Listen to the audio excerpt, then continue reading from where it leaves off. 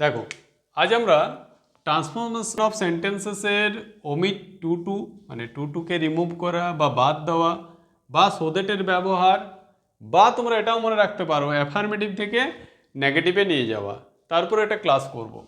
দেখো প্রথমে যেটা আছে he is too short to climb up a tree, এই যে টু টু এটাকে বাদ দিতে হবে বা সরাতে হবে। দেখো নিয়মটা খুব ইজি। হি ইজ প্রথম যে টু তার পরিবর্তে শো লিখতে হবে, শো শর্ট দ্যাট। এবার এখানে সাবজেক্ট যেটা সেটা আসবে, যেহেতু এখানে হি প্রোনাউন আছে হি প্রোনাউনই বসে যাবে।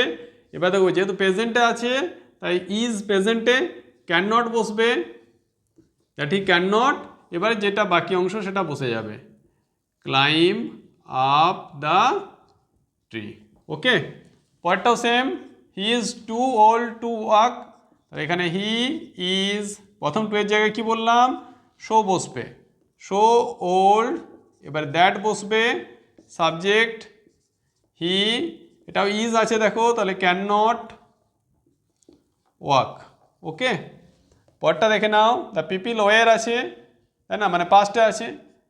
দেখো টু, এই টুটা রিমুভ করবো, তাহলে দ্য পিপিল ওয়ার সো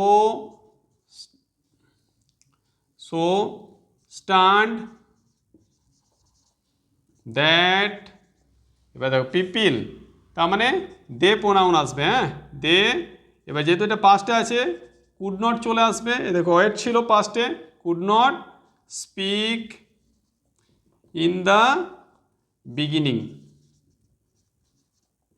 ঠিক আছে, পরটা দেখে নাও, the news is too good to be true, তাহলে এটা হয়ে যাবে the news is so good that.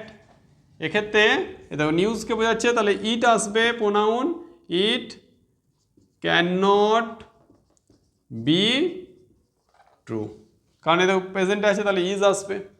ঠিক আছে, তাহলে তোমরা এটা মাইন্ডে রাখো, প্রথম যে টু তার পরিবর্তে সো ইউজ করতে হবে, তারপর যেটা আছে সেটা বসে যাবে, এরপর দ্যাট লিঙ্কার ব্যবহার করতে হবে। তারপর দেখো এটা যদি প্রেজেন্টে থাকে তাহলে ক্যান নট, পাস্টে থাকলে কুড নট। ঠিক আছে, এ হচ্ছে ম্যাটার।